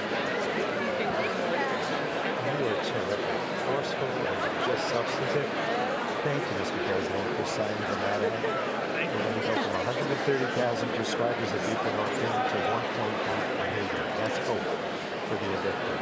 It really is. It was masterful. It's a legacy beyond belief. That's because of you. Mr. President, I just have to tell you, you got a bunch of crowds of Republicans want to shake your hand. I want to make sure. Long Island, sir. Good to see you. Where in Long Island? East End, Suffolk County, sir. Long Island. You ever been to Long Island? It's magnificent. Of course. I used to live in Garden City. Just a little bit west of me, sir, but you're welcome back anytime. All right, man. You got your money behind you? Nope. All good. Okay. I just want to make this point. This was a dream-on speech. I'm going to run across America with this speech and this thing about American progress. And I think if we lean in, we'll get Republican journalism and police reform and get this done in the first 3 months. I think so, too. I'm praying for that because it's an opportunity. We're going to get it done. Thank you. Thank you so much for your words. They speak exactly to my constituents in my district, and I know that they're really going to appreciate it. What's your district include?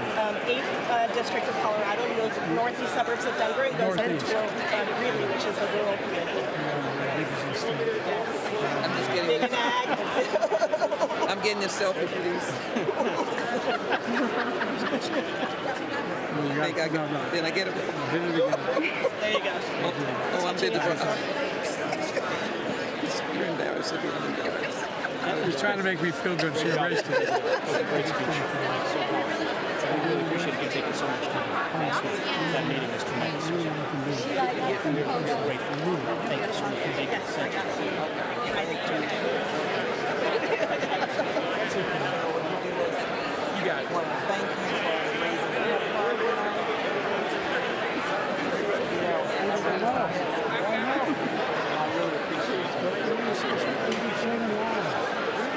We've got to reauthorize it this year, so. Right. Hi, Mr. President. That was a strong speech, sir. And we're still working to get them out of us here. We're not going to give up, sir. Thank you. No. Your battery just don't be. Thank you. I think I started. Thank you.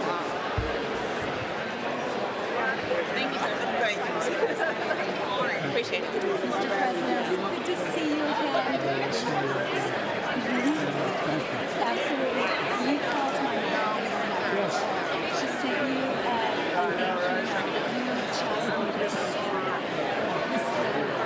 so thank you. No, you're good. Flip it around. That's what it is. I know. Can I get a selfie? And I want you to meet Mark Mono. You didn't do that with me at the National Prayer Breakfast. You Way to gotta go. get my car dealer. You gotta get me. You know me. No, but seriously, I got a bunch of good ones with me when we came to visit you guys the other day. I'm mental health, raised by a mother diagnosed with mental health.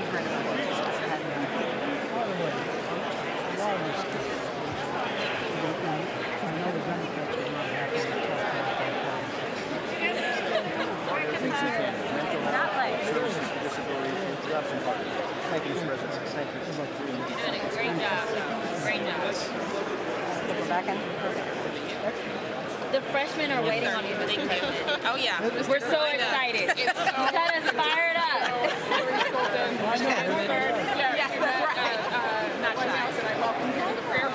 That's right. That was serendipitous. It was fantastic. I'm doing great. We'd love for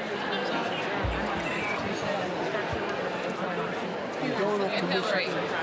That's right. We need you in West Michigan, Grand Rapids. We need you to come. Did you check my phone the other day? I've been a number of times. I'll come back. Mr. President, we need you to come to Hawaii. Are you sure? You may have to come in. Yeah. Everyone is like, Jill, can we get an invite? We're trying to get to Hawaii next week.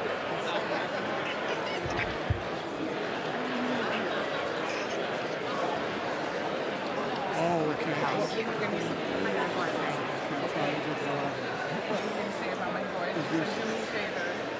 We're going to catch it. And then as soon as I get this one, then I'm going to flip to you to say This is my 5-month-old son, Hodge. God, I love you. He's I brought him to the man. speaker's vote. Yeah. He's a cute little. Yeah, sure, the hell is. You're a lucky man. I know. Hold on, let's see. So. That's Oh, you got the photo. Good. Yeah. Thank you. Oh, there we go. All right. Thank you for Columbus, Ohio. That meant the world. Thank you. Mr. Can I get President, and I got invitation to Wisconsin, please come to Hawaii. Can I take a? me? No, that's great. We need to share some. Great Try year. to see if you'll come visit her in Great Hawaii. years. Every time I sat down with Barack, every morning I met with him. And he started off every conversation. You know what the temperature is in Hawaii right now? 79. He'd say 79. And the way boys. Hey guys, how you doing? Take care of mom and be patient with dad, okay? Mr. President, thank you again. Jimmy.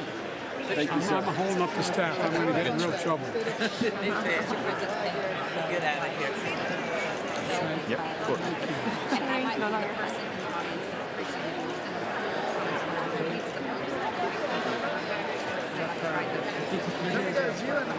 appreciated it. People get angry. They feel like they're being used. So true. So anything I can do to help support that effort, I will. Yes, sir. Anything I can do. Get a number. Good. Thank for you, mentioning Mr. the top President. down. Oh, come on, man. It's My great son. I know we've talked about it. He died because of it. Thank you. Good to see you, man. Jimmy Panetta, good to see you. Jimmy. And tell Dad to take it easy on you, will you? Well, he got your message, by the way. Oh, did he? Good. No, and I'll let him know to take it easy on you. Mr. President, we're ready to help you finish the job. We're ready to try to finish it. Good to see you, pal. Mr. President, thank you so much. You're great tonight. Thank you. Nice to see you. I stayed out of respect. You know, it's the anniversary of John's death. It's Bo's birthday 2 days ago. I know, that's how we always, they're up there watching. Yep. I believe it. Hey, man. Hey, Mr. President, Morgan McGarty, a Democrat from Kentucky. Kentucky, how's that, boy? Good to see you. Good to see you. He's a good one. My 4-year-old asked me to ask you this, if she can come to Easter. Sure she can come. Okay, there we go. With or without you. We'll take care of it. I'll tell her that she's got the invite. Grace. I do, pal. Thanks. We're going to talk We don't about want to wait for that. But we can do this. By the way, 85% of the time is already been passed. We just got to get it done now. And let people know. They don't know. That's right. That's right. I talk to all the time. And they really do. Yep. Spend it right. You got it. Nice people. By the way, you're speech to the choir. Sir, good to see you. Good to see you, Thanks for your man. time tonight. And want to catch up with you again on the California water. We let 500,000 acres go dry in agriculture last year, and I don't know where the food's going to come from. I don't either. I've been out there this whole time. Yeah, appreciate that. So, we need Bureau of So the Reclamation. two houses now resolved. All right. Okay, thanks. The House will come to order. For what purpose does the gentleman from Louisiana seek recognition? Mr. Speaker, I move that the message of the President be referred to the Committee of the Whole House on the State of the Union and order printed. Without objection, does the gentleman from Louisiana have a motion? I move that the House do now adjourn, Mr. Speaker. The question on the motion to adjourn, those in favor say aye. Aye. Those opposed say no. The ayes have it. The motion is agreed to. According to the House,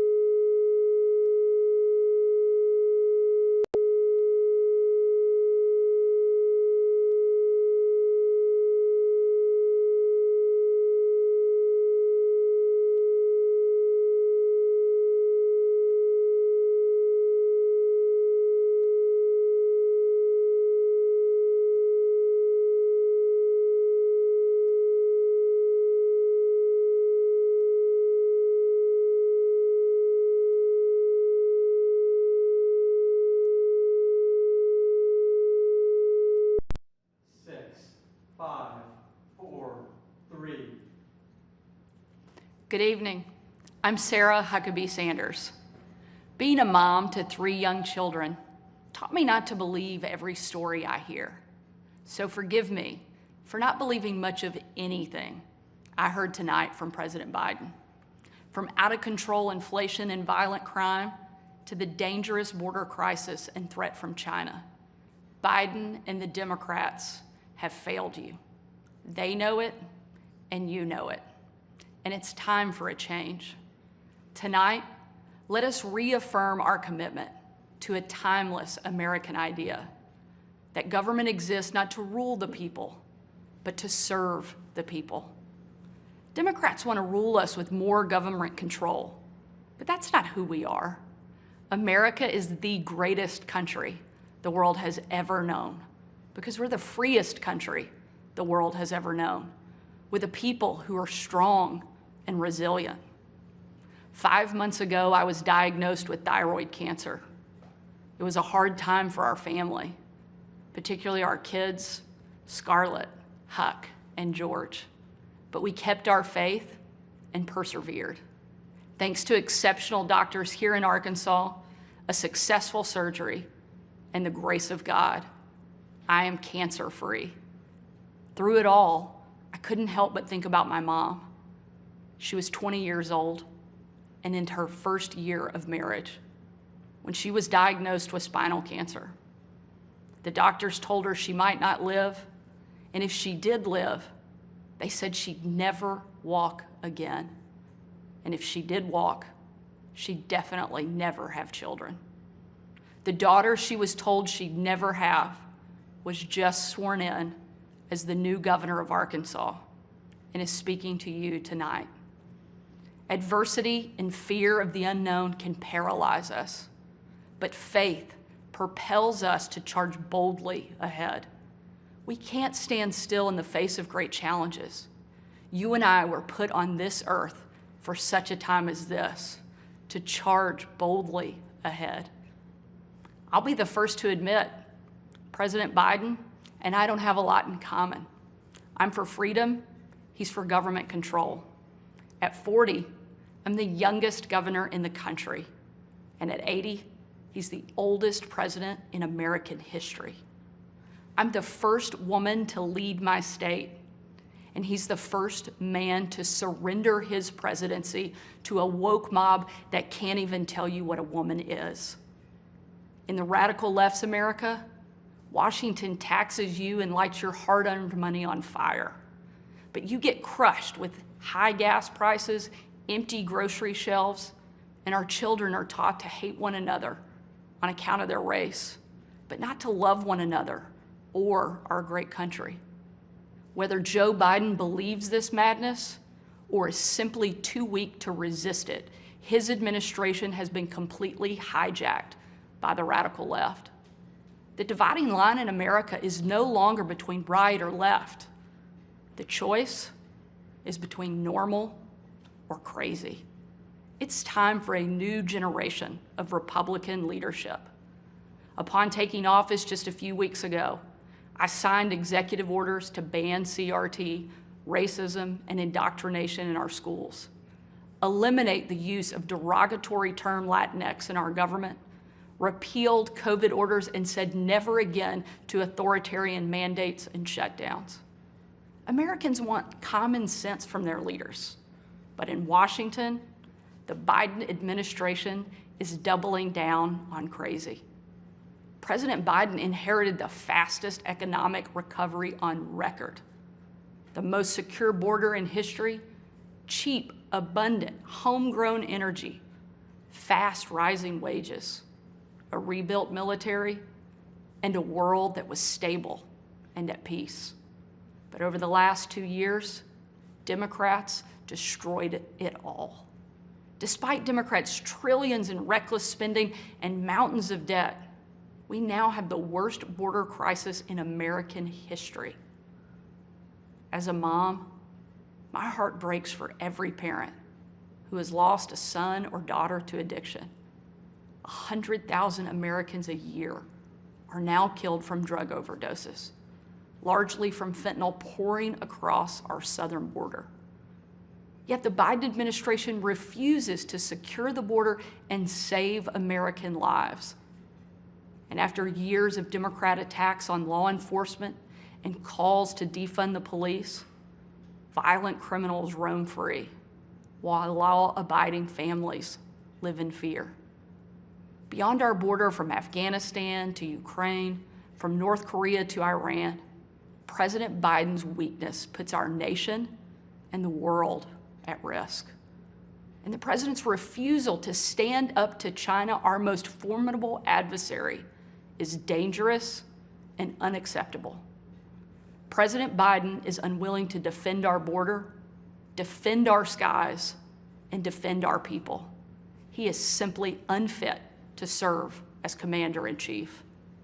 And while you reap the consequences of their failures, the Biden administration seems more interested in woke fantasies than the hard reality Americans face every day. Most Americans simply want to live their lives in freedom and peace. But we are under attack in a left-wing culture war we didn't start and never wanted to fight.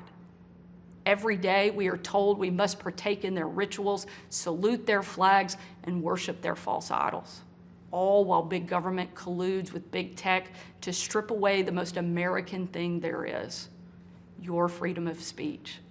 That's not normal. It's crazy, and it's wrong. Make no mistake, Republicans will not surrender this fight. We will lead with courage and do what's right, not what's politically correct or convenient. Republicans believe in an America where strong families thrive in safe communities, where jobs are abundant and paychecks are rising, where the freedom our veterans shed their blood to defend is the birthright of every man, woman, and child. These are the principles Republican governors are fighting for, and in Washington, under the leadership of Senate Republicans and Speaker Kevin McCarthy, we will hold the Biden administration accountable. Down the street from where I sit is my alma mater, Little Rock Central High. As a student there, I will never forget watching my dad, Governor Mike Huckabee, and President Bill Clinton hold the doors open to the Little Rock Nine. Doors that 40 years earlier had been closed to them because they were Black. Today, those children once barred from the schoolhouse are now heroes memorialized in bronze at our State House. I'm proud of the progress our country has made, and I believe giving every child access to a quality education, regardless of their race or income, is the civil rights issue of our day. Tomorrow, I will unveil an education package that will be the most far-reaching, bold, conservative education reform in the country. My plan empowers parents with real choices, improves literacy and career readiness, and helps put a good teacher in every classroom by increasing their starting salary from one of the lowest to one of the highest in the nation. Here in Arkansas and across America, Republicans are working to end the policy of trapping kids in failing schools and sentencing them to a lifetime of poverty. We will educate, not indoctrinate our kids, and put students on a path to success. It's time for a new generation to lead. This is our moment. This is our opportunity. A new generation born in the waning decades of the last century, shaped by economic booms and stock market busts, forged by the triumph of the Cold War and the tragedy of 9/11. A generation brimming with passion and new ideas to solve age-old problems. A generation moored to our deepest values and oldest traditions, yet unafraid to challenge the present order and find a better way forward. If we seize this moment together, America can once again be the land of the free and the home of the brave. During my 2.5 years at the White House, I traveled on every foreign trip with the president. A trip I will never forget was on December 25th of 2018. My husband Brian and I had just cleaned up wrapping paper that was shoved into every corner of our house, thanks to our 3 kids. When I had to walk out on my own family's Christmas, unable to tell them where I was going that night, because the place I'd be traveling was so dangerous, they didn't want anybody to know that the president was going to be on the ground, even for a few hours.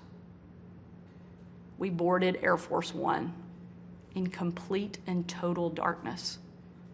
There were no lights on the plane, no lights on the runway. Our phones and computers shut down and turned in. We were going completely off the grid. Nearly 12 hours later, in the pitch black of night, we landed in the war-torn part of Western Iraq. It was again a similar scene.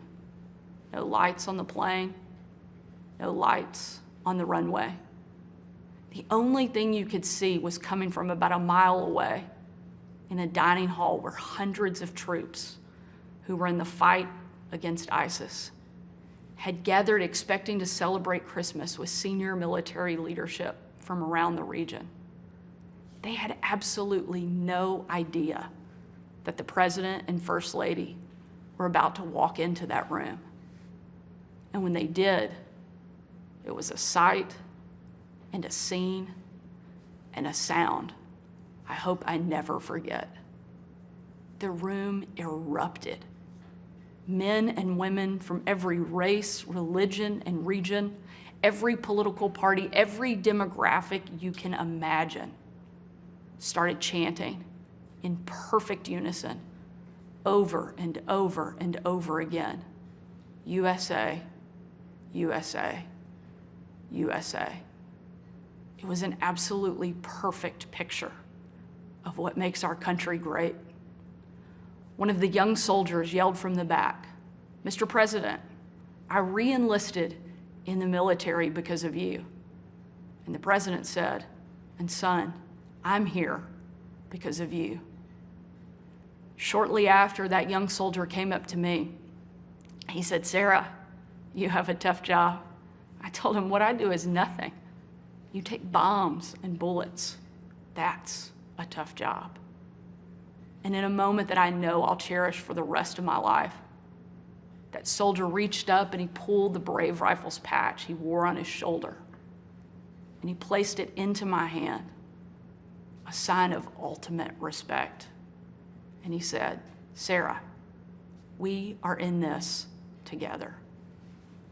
Overwhelmed with emotion and speechless, I just hugged him with tears in my eyes and a grateful heart for our heroes who keep us free. That young man and everyone who has served before him, all of those who serve alongside him, and the thousands we know who will be called upon to serve after him, deserve to know they have a country and a community back home doing our part in the fight for freedom.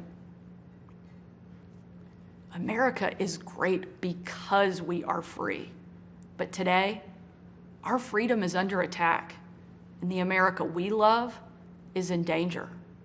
President Biden and the Democrats have failed you, and it's time for a change.